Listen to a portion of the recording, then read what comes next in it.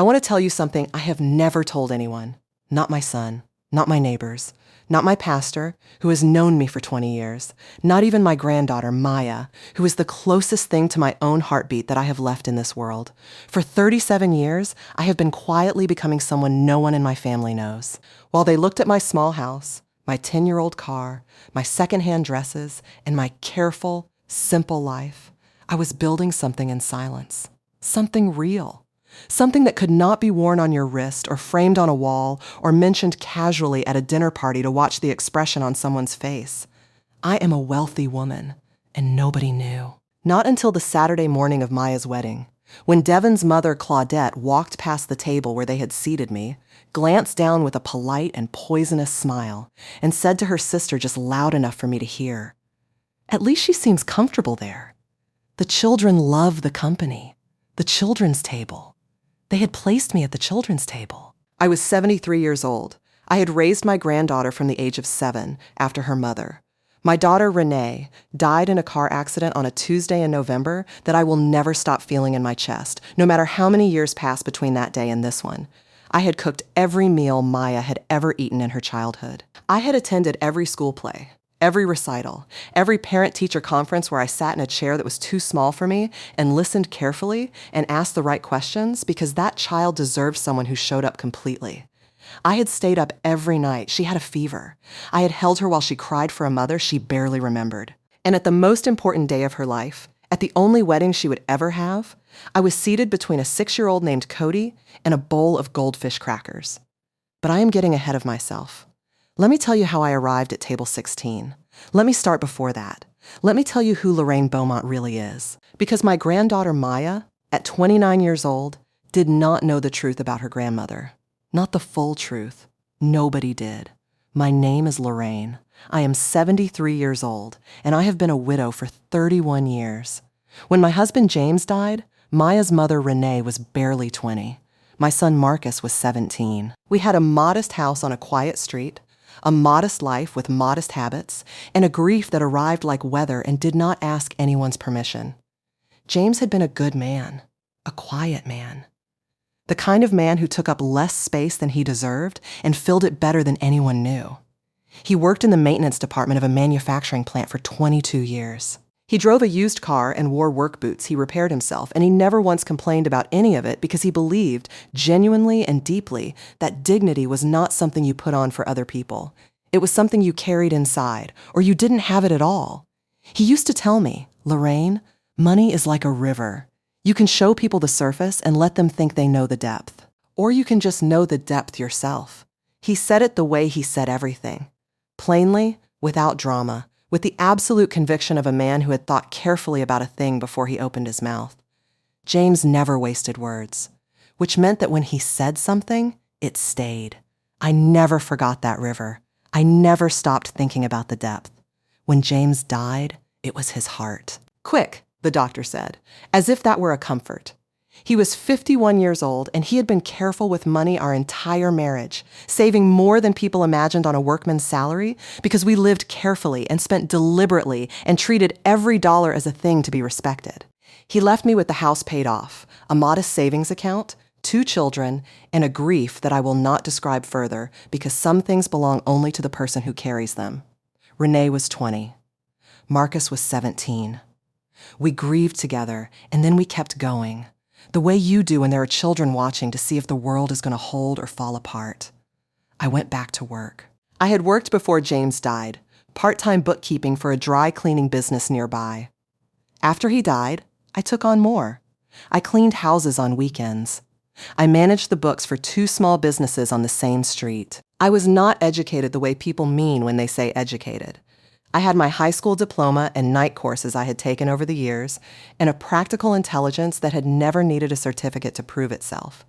What I had was better than a degree in many ways. I had discipline.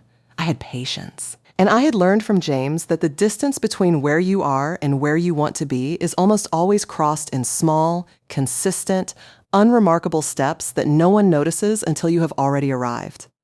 In 1989, I bought my first rental property. It was a small 2-bedroom house in a neighborhood that nobody was excited about, which was precisely why I could afford it. I had saved for 8 years. The purchase price was $34,000. I put $8,000 down.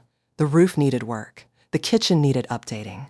I did what I could myself on weekends. What I could not do, I paid for carefully. Always getting 3 estimates, always choosing the middle one, always paying on time because I understood early that a reputation for reliability is worth more than any amount you save by cutting corners. I rented it out to a young family. The rent covered the mortgage and left me $180 a month in the positive. That $180 was the most significant money I had ever made. Not because of the amount, because of what it represented. It was money making money. It was the river beginning to run deeper. I bought the second property in 1994, the third in 1997. By then, Renee was grown and Marcus was in the military, and I was living alone in my little house and driving a car that was 6 years old and wearing clothes that were respectable but not expensive, and nobody who passed me on the street would have looked twice. That was intentional. I had started to understand something important. The less you appeared to have, the less people tried to access what you actually had. The more simply you lived, the more freely you could build. Every dollar that I did not spend on showing the world who I was became a dollar I could spend on becoming who I wanted to be. And the world, for its part, was perfectly happy to look at my old car and my small house and file me quietly into the category of woman they did not need to think about further. I let them file me. I had better things to do. By 2005, I had 6 properties. By 2010, 9. By the time Maya graduated high school, I had 12 properties generating consistent monthly income. I had investment accounts. A financial advisor named Mr. Parrish, who had known me for 15 years and who referred to my portfolio, without irony, as quietly extraordinary. My net worth was something I reviewed each January the way a gardener reviews what has been growing all year, with quiet satisfaction, without the need to show anyone else the blooms. I did not tell my children. Not Renee. Not Marcus. Not anyone. Why? Because I had watched what money does to families when it is known about before it is given. I had seen children stop reaching the moment they understood a net existed. I had seen siblings turn into strangers over numbers on a piece of paper. I had watched women I knew in church lose their relationships with their adult children the moment those children understood what would eventually be theirs. I was not going to allow that. Not with Marcus. Not with Renee. And when Renee died and Maya came to me, a 7-year-old in a yellow dress carrying a small backpack and looking at me with her mother's exact eyes, I was not going to allow it with her either. Maya was going to grow up understanding that love was not a financial arrangement. She was going to learn to work and to struggle and to figure things out because those were the things that built the kind of person who could be trusted with anything. She was not going to know about the properties or the accounts or Mr. Parrish's satisfied expressions at our annual reviews. She was going to know me as her grandmother, the woman in the small house who cooked well and loved fiercely and asked hard questions and never, ever gave up on her. That was enough. For 22 years, that was enough. Let me tell you about the November that Renee died, because you need to understand it to understand everything that came after. It was a Tuesday. I remember exactly because I had just gotten home from dropping off rent invoices at 3 of my properties, and I was standing at the kitchen counter cutting celery when the phone rang. It was the hospital. They used a specific voice, the one they train people to use for these calls, careful and even and somehow both human and not, and I knew before they finished the first sentence. I drove to the hospital. I identified my daughter. I sat in a chair in a hallway for a long time while people moved around me. And then I drove home, and I stood in my kitchen for 20 minutes before I understood that I needed to call Marcus. Renee's daughter, Maya, was with a neighbor. She had been there since that morning when Renee went to run errands. She was 7 years old. She was wearing a yellow dress with white buttons, and her hair was done in 2 puffs because Renee had always been careful about Maya's hair. I went and got her. I brought her to my house. I put her in the small room that had been Marcus's when he was young, and I sat on the edge of the bed, and I looked at my daughter's daughter, and I thought about rivers and depth and what it means to keep going when everything in you is pressing downward. I kept going. Maya lived with me from that day until she went to college. 12 years under my roof. 12 years of school lunches and homework at the kitchen table, and arguments about curfews and crying together on November Tuesdays, and laughing together the way only people who have been through real things can laugh, with the whole of themselves, without holding back. I paid for everything, quietly, from the accounts no one knew about. Maya thought we were getting by on my pension and careful budgeting. She was proud of how resourceful we were. She used to tell her friends her grandmother could stretch a dollar further than anyone alive. She was right, though not for the reason she thought. When Maya was accepted to a university 3 states away, she came to me worried about the cost. She had looked up scholarships and was preparing to take out loans. I told her to wait. I called Mr. Parrish. 4 days later, I sat across from Maya at the kitchen table and told her that I had a little something set aside, that college was taken care of, that she was not to worry. She cried. She thought I had been saving her whole childhood. She was not entirely wrong. She just did not know what I had been saving from. I paid 4 years of tuition from a single account. It did not make a visible dent. I am telling you all of this because when I sat at table 16 between a bowl of goldfish crackers and a child named Cody, I was not a woman who had been dealt a difficult hand and was simply making the best of it. I was a woman who had deliberately chosen to appear that way. And I need you to understand the difference because everything that happened at that wedding depends on it. Maya met Devin 3 years ago. She called me from a restaurant parking lot, her voice doing that particular thing it has always done when she is trying not to sound as happy as she feels, a controlled brightness, like she is measuring the light so it does not spill. "Grandma, I met someone I want you to meet," she said. "He's different. They all seem different at first," I thought. But I said, "Tell me about him." She did. He was 32, worked in finance, was close to his family, was responsible with money. That part she said with a small pointed emphasis because she knew I would care. And he had a good laugh. "You'd like his laugh, Grandma. Bring him to Sunday dinner," I said. He came 3 weeks later. I made pot roast and cornbread and collard greens, and I set the table the same way I always did, and I wore the same apron I had worn since 1991. Devin was polished. I will give him that.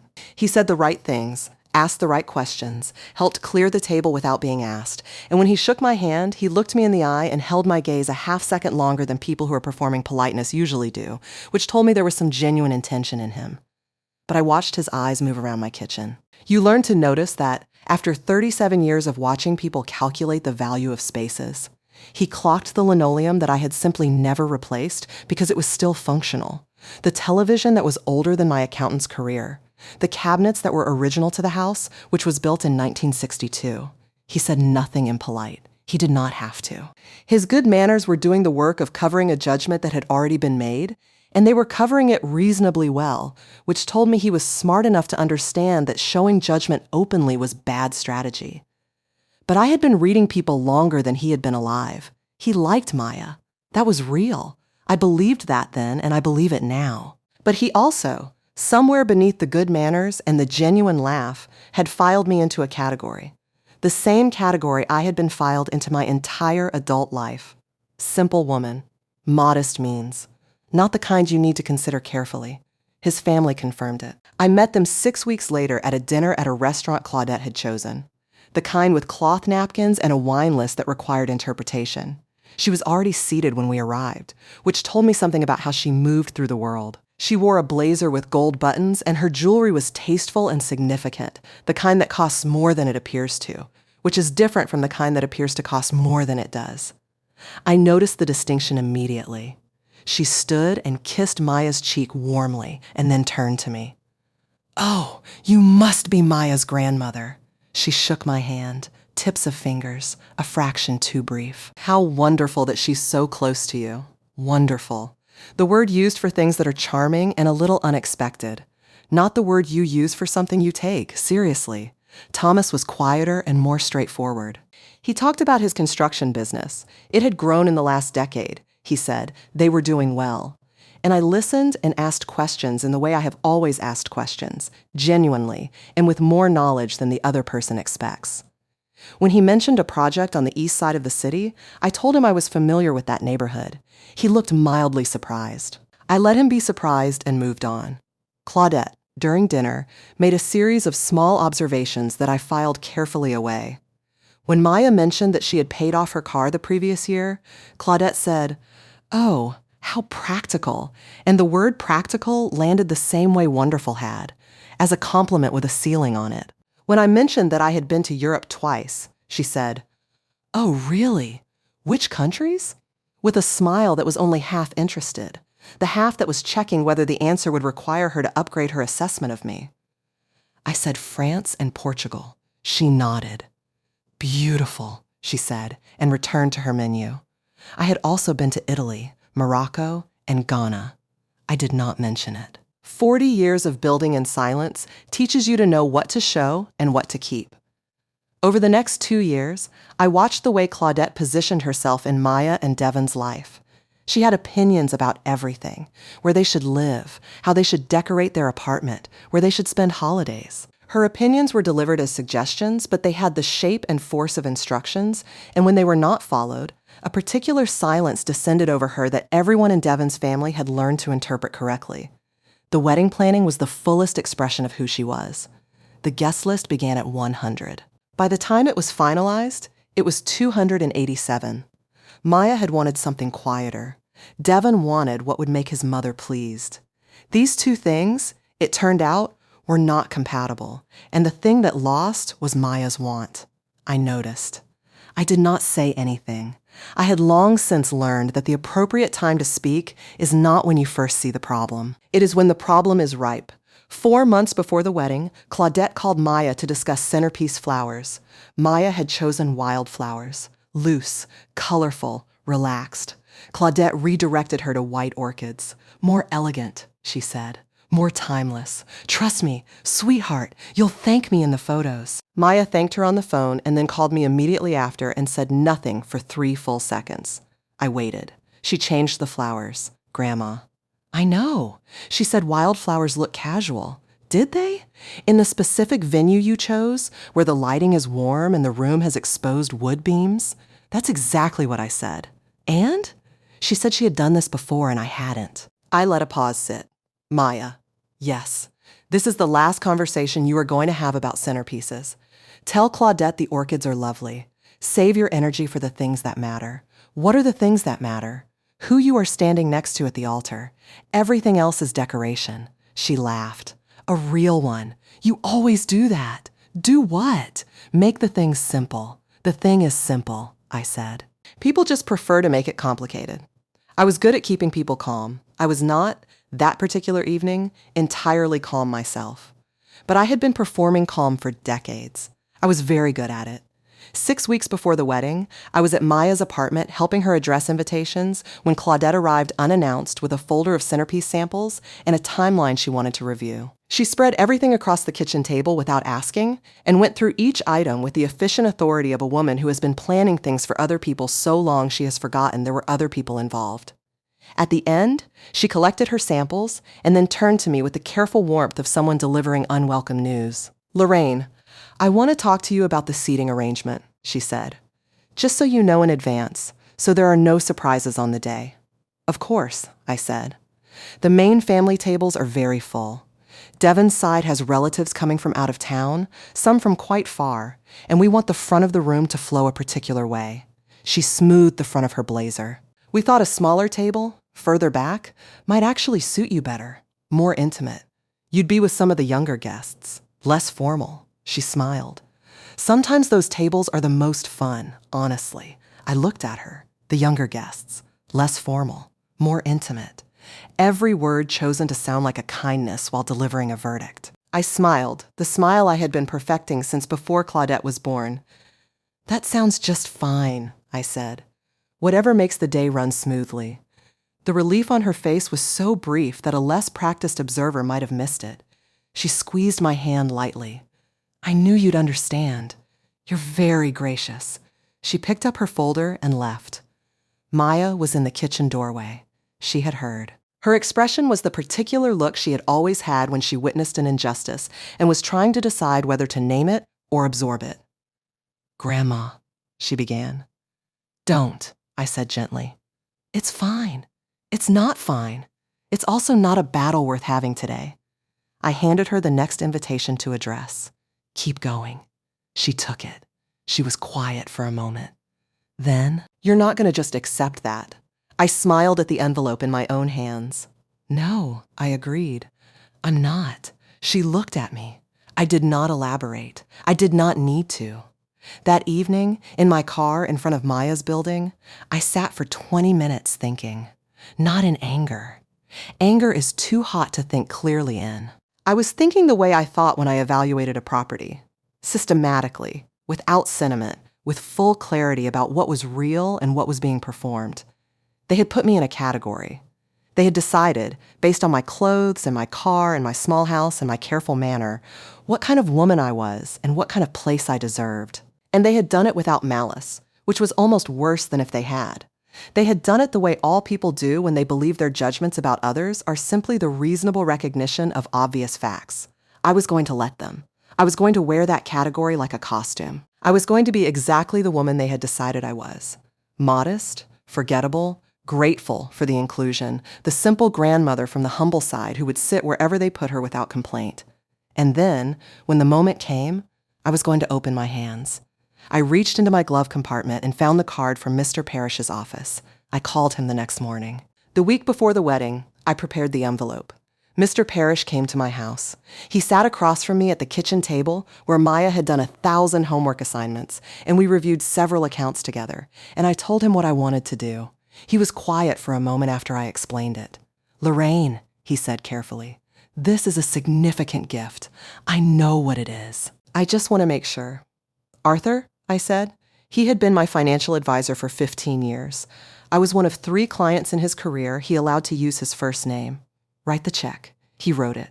I sealed it in a white envelope and put it in my desk drawer. I did not open the drawer again until the morning of the wedding. I want to tell you about the morning I dressed. It takes preparation to look unimpressive. People do not understand that. They think looking modest is simply the result of not trying, but real invisibility requires intention. I stood at my closet for a good while selecting carefully. The dress I chose was beige with a small printed pattern. The kind of dress that reads as an effort without quite succeeding. The kind that says, "She tried, but she is working with limitations." I had worn it to a cousin's birthday 3 years prior, and it had not been notable then either, which was precisely why I kept it. Low-heeled shoes. Sensible. The left one had a small scuff at the toe that I did not buff out. A handbag with a fraying strap. Simple pearl clip-ons for my ears, bought at a weekend market in 1998 for $4. No rings except my wedding band, which I wore always and would have worn to my own funeral. I looked in the bathroom mirror when I was dressed. I looked exactly like what they expected. The grandmother from the simple side of the family, in her careful best, trying without quite reaching. I nodded at myself. Then I took the white envelope from my desk drawer. I held it for a moment. Put it in the handbag. I took a taxi to the estate. The ceremony was held in the garden, beneath an arch of white orchids.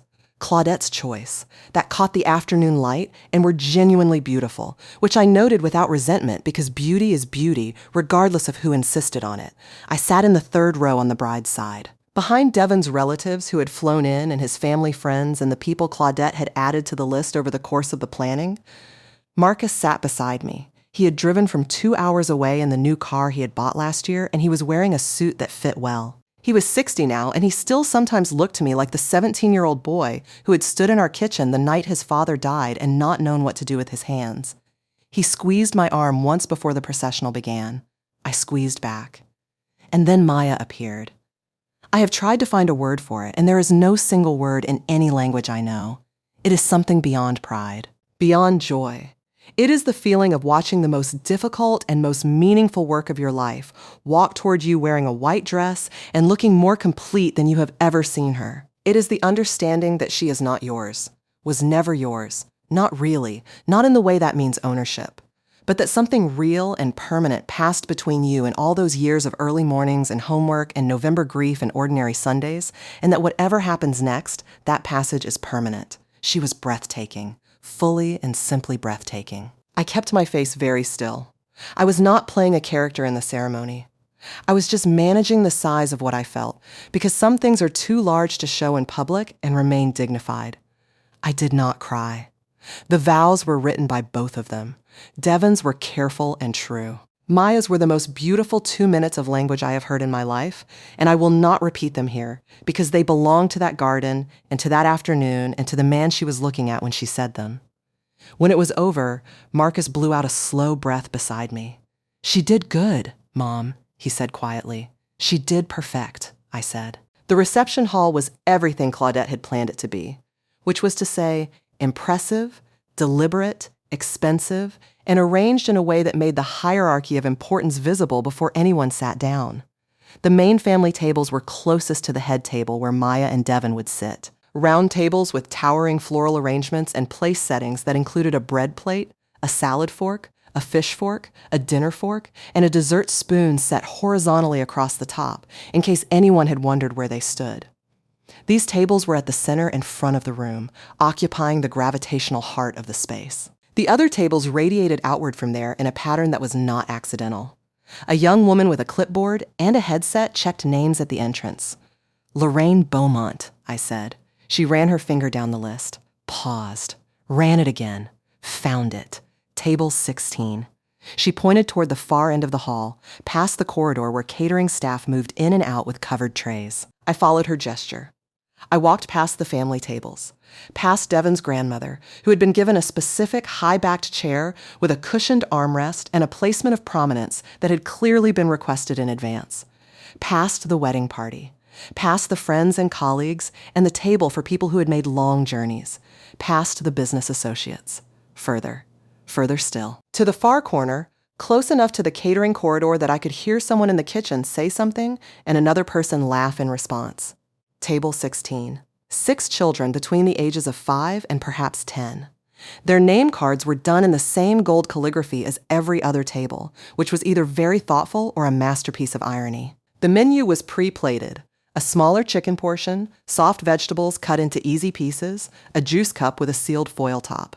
At the center of the table, in a paper cup, a collection of crayons. One of the children, a boy with a bow tie already tilted 45 degrees from where it had started the day, looked up at me when I arrived with the frank assessment that only very young children and very old women are permitted to offer.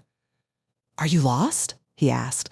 "No, sweetheart," I said, setting my handbag on the back of the chair. "I think I am exactly where they decided to put me." I sat down. The boy. His name was Cody. I learned this within 5 minutes because Cody was the kind of child who introduced himself fully and without prompting, studied me for a moment, and then held out a crayon. It was orange. "Orange is the best one," he said with conviction. "In case you want a color." "Thank you, Cody," I said.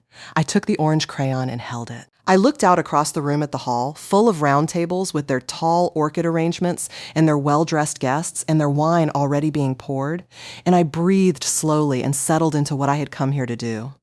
Watch, wait, see them clearly. I did not have to wait long. During the cocktail hour, Devin's Aunt Beverly, a woman of 60 or so with Claudette's same gift for delivering conclusions dressed as warmth, came to table 16 for a visit that was not really about the children. She crouched beside my chair with the posture of someone checking on an elderly relative in a care facility. "Lorraine, honey, are you all right over here? Do you need anything?" "I'm doing just fine," I said. She made a small approving sound and looked around table 16 with an expression of gentle charity. "It's so wonderful you could be here. Maya speaks about you with such," she searched for the word, affection. She said affection the way people say it when they mean something smaller than love. I nodded. "You know," Beverly continued, lowering her voice slightly, "Claudette just wants the day to flow beautifully. These events require so much coordination. The important thing is that everyone is comfortable." She paused. "And Maya is in such good hands now. Devin's family, they're very, very good to her. She has a real family around her." She said it gently, kindly, even. With the specific kindness of someone who believes they are doing you a favor by telling you something you might not have realized. Real family. As distinct from whatever I was. "I'm so glad to hear it," I said. "Maya deserves that." Beverly squeezed my shoulder and returned to the adult tables. I watched her go. I breathed. I had been squeezed and smiled at and told that I deserved credit for doing my best with limited resources so many times in my life that I had stopped counting. It no longer produced the feeling it was designed to produce. What it produced now was information. Each one of these moments was information about who I was dealing with and what they believed and how fully they had decided they understood me. And the fuller their understanding of who I was, the greater the distance between that understanding and reality. The greater the distance, the more remarkable the moment when it closed. I held the orange crayon and waited. Approximately 30 minutes into the cocktail hour, the photographer moved through the hall, capturing candid moments at each table. He was skillful and attentive, pausing to catch genuine laughter, leaning in to get the right angle on Devon's grandmother, holding the baby of someone's cousin, circling the room with the practiced efficiency of someone who knew which moments mattered. He did not come to table 16. He moved past our corner of the room without stopping. I watched him work his way through the room systematically and circle back to the family tables for additional shots from different angles. He photographed Devon's family from 4 different positions. He photographed the wedding party table 3 times. He never came to table 16. I was not going to appear in a single image taken at my granddaughter's wedding. Not one photograph. Not in the background of a candid. Not in a family portrait. I was there, and I would leave no visual record that I had been. I looked down at the crayon in my hand. I set it on the paper tablecloth. I drew a small, careful flower in the corner. Cody looked up from his own drawing. "That's pretty good," he said critically. "I like the petals."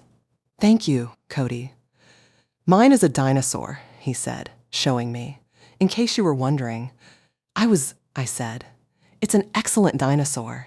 He seemed satisfied and returned to his work. Marcus found me before the toasts began. He crossed the room with the deliberate step of a man who knows he should have come sooner, but has not known what to say until now. He pulled an empty chair from beside one of the children and sat beside me.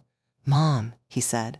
He looked at table 16, at the crayons, at the children eating their smaller portions with cheerful indifference to everything happening around them. He looked at me. I met his gaze. I did not say anything. "I didn't know," he said. "About the table. I thought you'd be up near the front. I would have said something." "I know you would have, Marcus. I can go talk to." "You will not," I said quietly. "Sit down. Stay with me for a few minutes.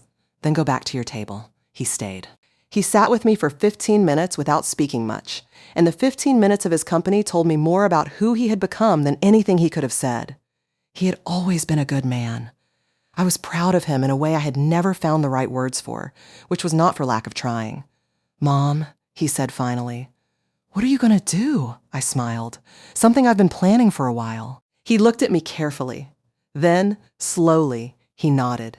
He had known me for 60 years. He knew when I had made a decision that was not going to change.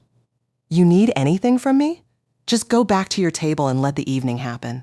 He stood, squeezed my shoulder, looked at me one more second. "Love you, Mom." "Love you too, Marcus. Go sit down." He went. The toasts began. Claudette stood first. She was a gifted speaker, composed, warm, precise, someone who had thought carefully about every word and what it was doing. She talked about Devon's childhood in terms that painted a portrait of a family who had given their children both the material advantages and the values to appreciate them. She talked about the kind of man Devon had become. She talked about watching him choose a partner. She talked about welcoming Maya into their family with open and genuine arms. 4 minutes and 30 seconds. I counted. She did not say my name. She did not acknowledge the woman who had raised the bride. She did not mention that Maya's mother was no longer living, or that the grandmother who sat at the far end of the hall had been the one consistent presence in Maya's life for 22 years. None of that was in the 4 minutes and 30 seconds. I watched Maya's face during the toast. I watched her listen and smile and applaud, and I watched the small, careful effort she was making not to let her eyes drift to the corner of the room where I was sitting. She was protecting me. Even from across the hall, my granddaughter was trying to protect me. I wanted to tell her she did not need to. I wanted to tell her that I had been in rooms that tried to make me invisible for 37 years, and I was still here, still building, still deeply, stubbornly, joyfully here. Devon stood next. He spoke about Maya with genuine feeling that I recognized as real because it had the slightly uneven quality of something unscripted. He thanked his family by name, his parents by name, his grandmother, who received a round of applause that made the elderly woman smile and press a hand to her chest, his brother, his best friends. He thanked Maya's friends, her college roommate by name, her colleagues, the people who had flown in from far away. He looked toward my end of the hall once, briefly. The way you look at something when you know you should address it, but have calculated that not addressing it is the safer choice. "Thank you to everyone who made today possible," he said, and sat down. Everyone who made today possible. I was part of everyone. A face in a corner. Table 16. I had paid this girl's college tuition. All of it. I had given her the deposit for her first apartment. I had bought the car she had driven to the rehearsal dinner 2 nights before. I had paid for her braces at 12, her first professional interview outfit at 21, the medical bills when she had her appendix out at 23, and her insurance had a gap in coverage that she did not tell me about until I found out from Marcus and called her financial aid office directly. I had done all of it quietly, without keeping score, without needing the score to be public. But I was everyone who had made today possible, and I was at table 16, and the score was becoming relevant now, whether I wanted it to be or not. I reached into my handbag. I touched the envelope. Still there. Still waiting. Good. Beverly came back once more. She brought extra bread rolls for the children, setting them down with the particular grace of someone performing a kindness for an audience of one. Herself. She looked at me after. Devon's family has done such a beautiful job with all of this, she said. The venue, the honeymoon in Tuscany, they're sending them on. They're very generous people. She said generous the way you say it about people you admire for reasons that include their generosity with money. Maya is a lucky girl, I said. Beverly's hand came to my shoulder. You've done a wonderful job with her, Lorraine. Truly. A pause. The pause that always came before the particular thing. For what you had to work with. She said it with warmth. She meant it as a compliment. She had no idea, none whatsoever, what she was actually saying. For what you had to work with. As if my life had been a limitation I had managed bravely. As if the woman she was speaking to had been surviving on what she could scrape together rather than quietly, deliberately, methodically building one of the more carefully constructed financial lives in that room. I thanked her. I watched her go. I looked at Cody. He had given up on the dinosaur and was now drawing what appeared to be a rocket ship. He pushed the orange crayon toward me without looking up. In case, he said. In case, I agreed. I drew the center petal of a second flower. I breathed. I waited for the right moment. The meal was served. Table 16 received the children's plated option. A moderate portion of chicken with soft-cooked vegetables and a small bread roll. Juice in a sealed cup. The children ate with the cheerful pragmatism of people who have not yet learned to evaluate a meal against what other tables are getting. From where I sat, I could see, at the family tables, trays of prime beef and salmon being distributed with care. I could see the wine being poured and refilled. I could see Claudette tasting something and nodding in the manner of someone registering a verdict. The food I had was perfectly adequate. I ate it without complaint because I was not here for the food, and I had never needed food to be impressive to enjoy it. At one point, a waiter passed my table and paused. He looked at me with the specific uncertainty of someone who had realized something was not quite right but could not immediately determine what. Ma'am, can I get you anything from the main menu? There seems to have been. I'm just fine. Thank you, I said. He hesitated one more second, moved on. He had wanted to fix something, and I had not let him, because the thing he would have fixed was the surface of a situation whose depth he did not understand, and I did not need him to. The dancing began after the dinner plates were cleared. The couple's first dance. Devon's hand on Maya's back. Maya's face turned slightly up toward his with an expression I studied carefully from across the room, looking for the thing beneath the happiness. I found it. She was not performing joy. She was in it. Real. Present. Sure.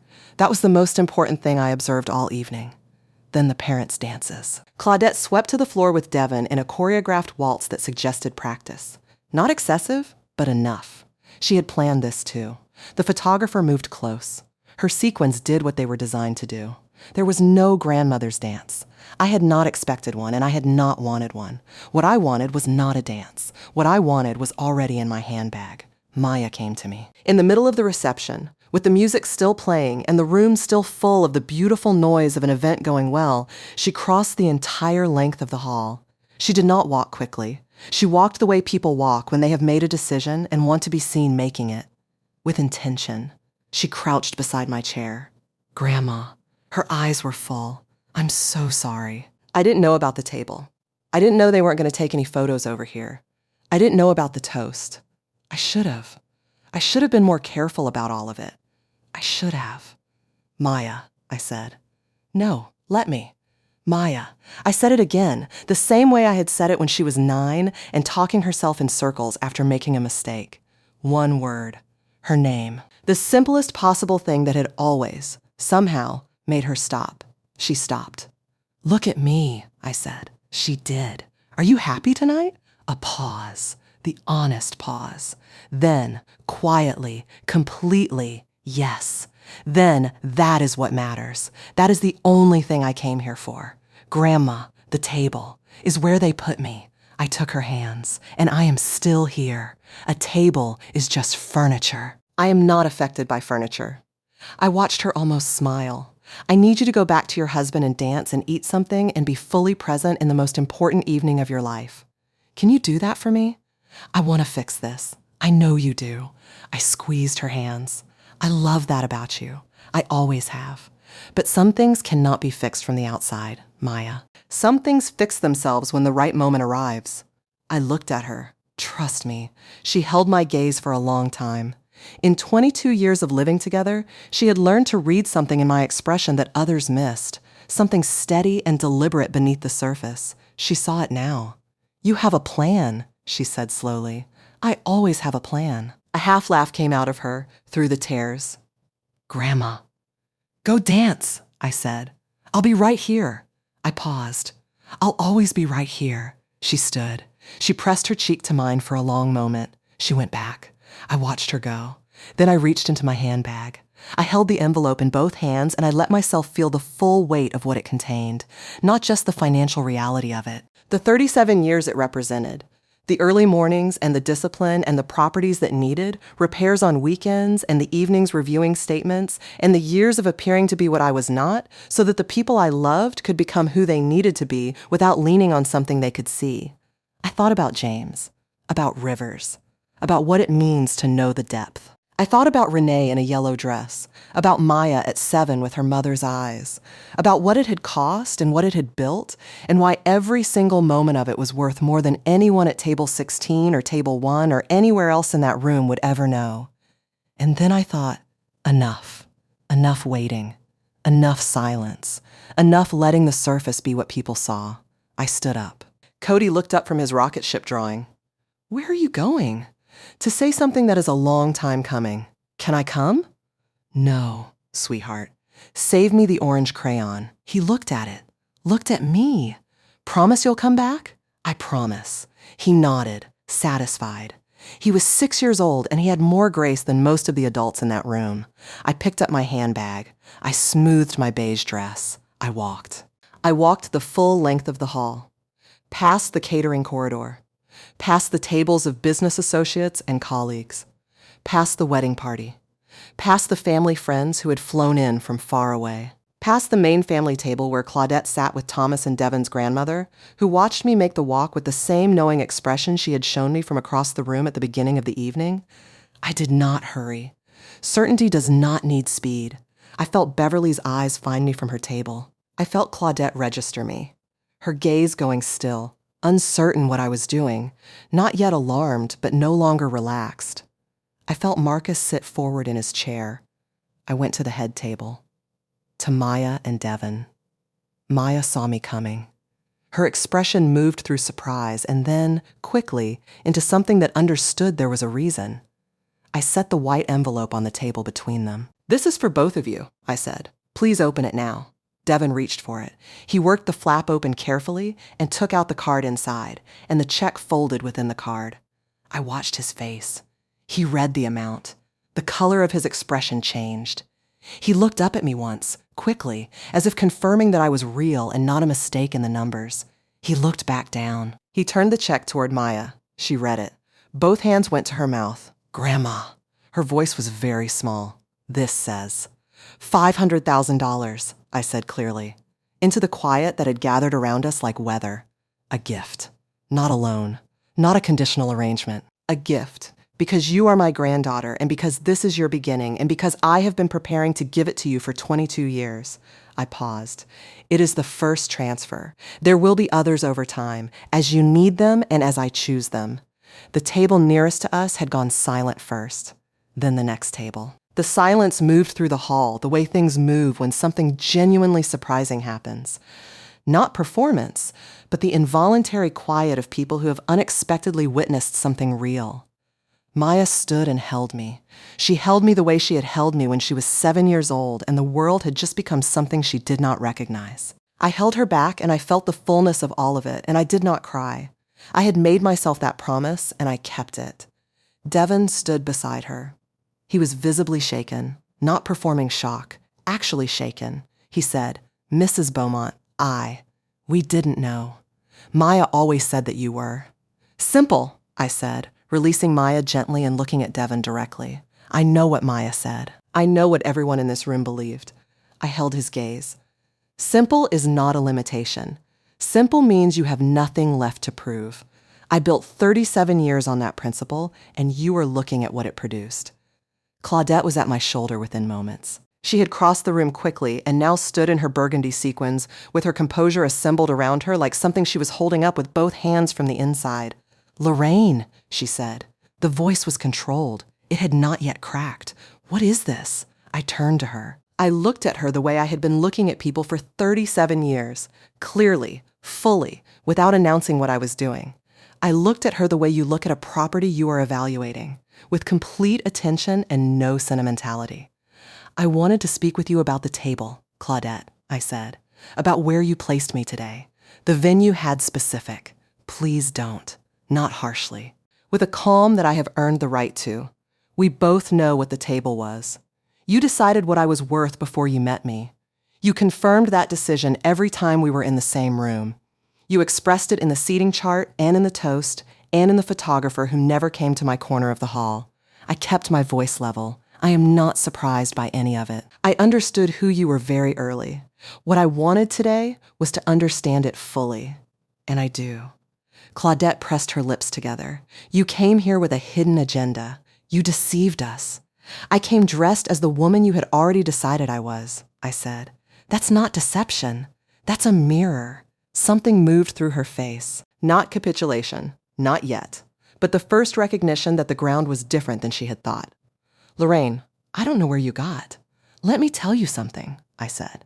12 rental properties. Investment accounts managed for 15 years by a licensed financial advisor. A net worth I will not share with you because it is not yours to know. I paused. "But every dollar of it was built while people who looked at my dress and my handbag and my car made exactly the assumptions you made, while people who shook my hand with their fingertips decided my category and moved on. Every single dollar." Claudette was very still. "The check I gave Maya and Devin tonight came from one account," I continued. "I have others. This changes nothing about how I intend to live. I will still be in my small house and my old car and my discount clothes next Sunday. Not because I have to be. Because I have always understood that the most powerful thing a person can be is underestimated. I let that land. Because when you are underestimated, you can see everything. You see how people treat what they think is ordinary. You see who they are when they believe there are no consequences for the choices they make. You see who seats you between children at the children's table and tells themselves they were simply being practical. Claudette's composure was still there, but it had changed texture. It was tighter now, worked at from the inside. "I was not trying to humiliate you," she said finally, quietly. The seating was exactly what it was," I said. "And Beverly's comment about what I had to work with was exactly what it was. And the toast that lasted 4 minutes and 30 seconds and did not include my name was exactly what it was." I held her gaze. "I am not holding a trial here, Claudette. I am not asking for an apology. What I am doing is making certain that you understand what happened today. You looked at me and saw something small. I need you to know that you were wrong. Not so that I feel better, but because the woman your son married was raised by the woman you put at table 16, and I think that is relevant information going forward. Thomas had come to stand beside his wife. He was a man who was more comfortable with direct exchanges than Claudette, which meant he was easier to read and easier to reach. "Mrs. Beaumont," he said, "what you've given Maya and Devin tonight it's extraordinarily generous." He said it honestly. "I owe you an apology for the way this day was arranged. The table was wrong. Regardless of anything else, the table was wrong." He looked at Claudette, back at me. "I'm sorry." I looked at him for a moment. "Thank you, Thomas." I said it simply. He had offered a clean apology, and it deserved to be received cleanly. Claudette's jaw moved.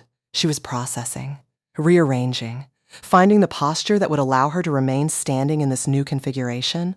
I didn't know, she said finally. If I had known about the way you. That's the most important thing you've said tonight, I replied. You didn't know. Because you didn't look. Because you decided you had already seen enough. I said it without cruelty and with absolute precision. That is the only lesson from this evening, Claudette. Not that I have money. Not that the check exists. The lesson is that you decided you had already seen enough, and you were wrong. And you will meet that mistake again, with someone else, in some other room. And I hope this evening gives you pause the next time. Beverly had come to stand nearby. She was holding her wine glass in both hands now, not drinking. Her expression had moved through several arrangements and settled on something that was trying to be composed and not entirely managing it. Lorraine, she said, what I said about, what you had to work with. I want you to know that I didn't mean it the way it. Beverly, I said gently, you meant exactly what you said. We almost always do. I'm not carrying it against you. I looked at her. But I want you to hold it yourself for a while. Think about what those 6 words assumed. Think about what you decided before you ever asked a question. She had nothing to answer. Good.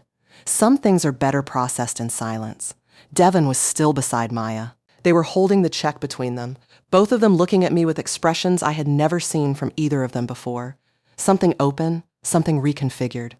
Mrs. Beaumont, Devin said. I owe you more than an apology. I think I've been. He stopped. Started again. The toast. I didn't. I looked over at you, and I thought, he stopped again. You thought it was the easier choice. I finished for him. I know. You're young, and you love your mother, and you were trying to manage a complicated evening. I looked at him carefully. I understand that. What I need you to understand is that the easier choice often costs more than the harder one. That is a thing you can still learn. You are young enough to learn it. Yes, ma'am, he said, simply, without defensiveness. Devin. I held his gaze. Do right by her. Not because of that check. Not because of what I have or what I can give. Because she is remarkable and she has chosen you, and that is a gift that does not come from money and cannot be replaced by it. Do right by her the way she would do right by you without thinking twice about it. He nodded. Not a polished nod. A real one. The kind a person makes when something has reached them. I intend to, he said. Good. Maya reached for my hand. I took it. Grandma, she said softly. I need to know something. She was looking at me with the expression she had always worn when she was working up to a question she was afraid of. All these years. The house, the car, the way you always said we were fine when I asked. Was any of it real? Were we ever actually fine? I looked at my granddaughter. My daughter's daughter. The most significant continuing work of my life. We were always more than fine, I said. I made sure of it from the beginning. Everything you needed, you had. Everything I could give you, I gave. The modest life was real. The love was real. The only thing that wasn't real was the limitation. I squeezed her hand. There was never a limitation, Maya. I just needed you to build yourself before you knew that. She shook her head slowly. You should have told me. Maybe, I said. Or maybe you became exactly who you are because I didn't. I think about that sometimes. I looked at her fully. What I know is that you grew up understanding that love was not contingent on money. That work had dignity. That living within your means was a choice, not a sentence. That the most important things about a person are not the things they display. I paused. If telling you sooner would have changed any of that, then I made the right decision. She was crying quietly, not out of grief. Out of the particular overflow that comes when something rearranges itself into a shape that is larger and truer than what you had been carrying before. Come to dinner next Sunday, I said. Bring your husband.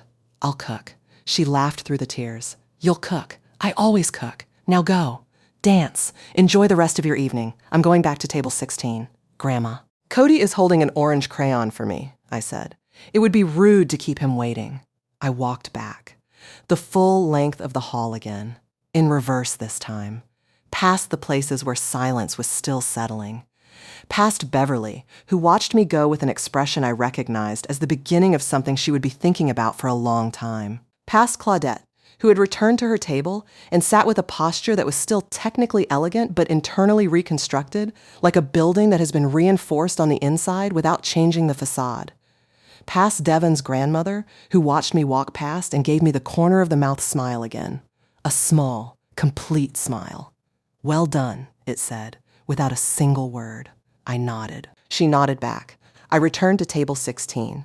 Cody looked up. He was still holding the orange crayon. He had not started a new drawing. He had, apparently, been waiting. "Did you say your important thing?" I said everything that needed to be said. "Did it work?" I sat down.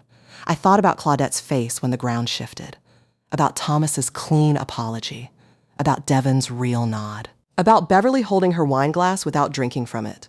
About the silence that had moved through the room like weather. "I think it did," I said. He considered this with the seriousness it deserved. Then he slid the orange crayon across the paper tablecloth. "You can keep it," he said. "For next time." I picked it up and put it in my handbag, in the space where the envelope had been. I sat with the children for another hour. I finished what remained on my plate. I watched Maya and Devon move through the rest of their evening, the cake cutting, the bouquet, the final dances. I watched Claudette receive the congratulations of guests who didn't know what had shifted, and watched her manage it with the durable composure of someone who had learned to perform grace, even when it was not felt. I watched Marcus from across the room. He caught my eye at one point and raised his glass slightly. Not dramatically, just acknowledging. I raised my juice cup, and the two of us toasted quietly from opposite ends of the hall. The humble side of the family. We had always known the depth. 3 weeks after the wedding, Claudette called me. Not a formal apology.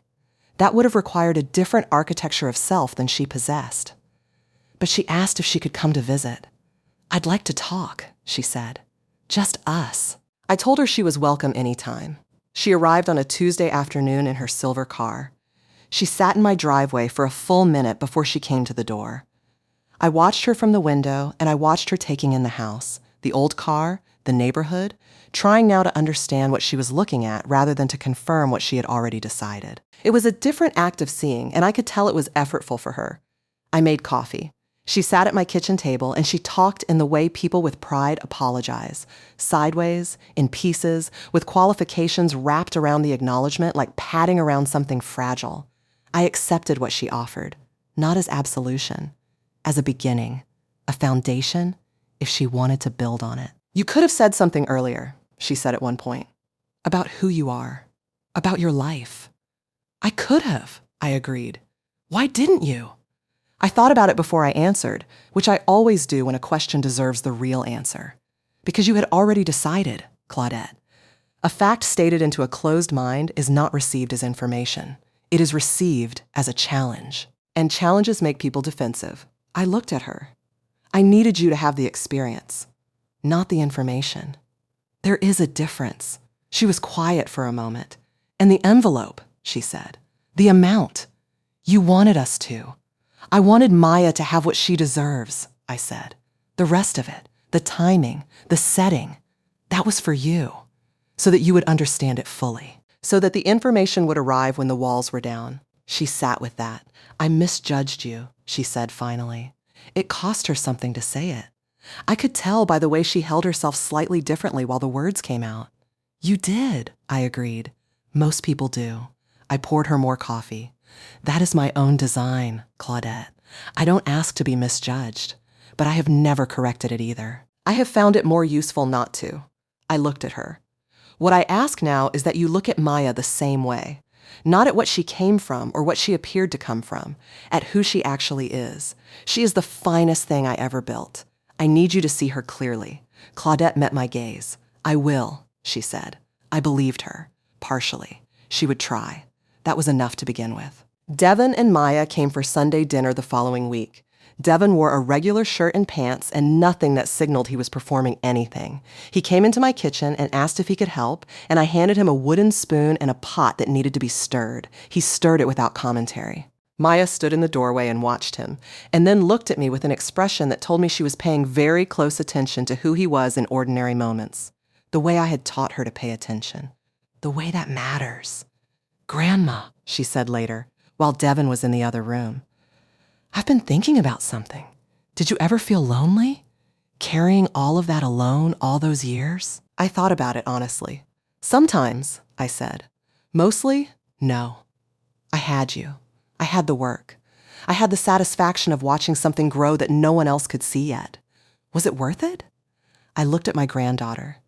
The question she was really asking was larger than its words. Was it worth it? All of it. The sacrifice and the silence and the 37 years of holding something this size alone. Was the whole architecture of the life I had built worth the weight of carrying it without anyone to share it with? Yes, I said, simply, completely. Every morning I look at who you are, Maya. Every morning. And the answer is always yes. She put her arms around me, and we stood in my kitchen for a long moment, and I smelled her hair the way I had when she was 7, and the world was enormous and frightening, and I was the only steady thing in it.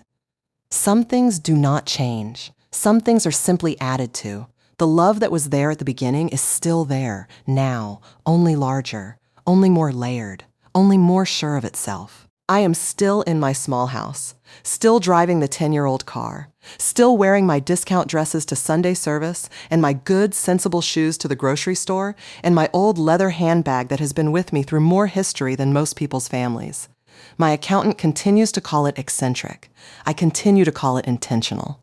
We have been having this same exchange for 15 years, and neither of us is going to change. There are things money can buy. I know them well. I have the resources to access most of them. And there are things money cannot touch at any price, at any amount, with any card, black, platinum, or otherwise. I have spent 37 years understanding the difference. That understanding is what I am most proud of. More than the properties, more than the accounts, more than any number on any document that Mr. Parrish presents to me in January. Maya knows now, and Devin knows. And Claudette knows, in the new and more careful way she moves through the world since that April evening, that the woman in the beige dress from the humble side of the family who spent the reception between a bowl of goldfish crackers and a boy named Cody who was very serious about his orange crayon, that woman was watching everything, understanding everything, and chose, when the moment was right, to open her hands and let them see what she had been holding all along. Not to punish, not to triumph. To tell the truth after 37 years. To let the full weight of what silence had built land somewhere other than my own chest. Because I am 73 years old, and I have learned something that I will tell you plainly, the way James taught me to say anything that matters. Without decoration, without drama, with just the fact of it. The most powerful thing you can be in a world that has decided what you are is the thing they decided you weren't. Stay quiet. Build carefully. Live fully. Beneath notice, beneath assumption, beneath the reaching hands of people who measure worth by what they can see. And when the right moment comes, not out of anger, not for revenge, but because the truth has finally earned its voice, stand up, cross the room, set the envelope down, and let them understand. My name is Lorraine Beaumont. I am 73 years old. I sat at the children's table at my granddaughter's wedding, and I drew flowers on the paper tablecloth with an orange crayon, and I watched everything, and I waited. And I was not diminished by table 16. I was simply, as I have always been, building in silence, until the moment I wasn't. And now you know.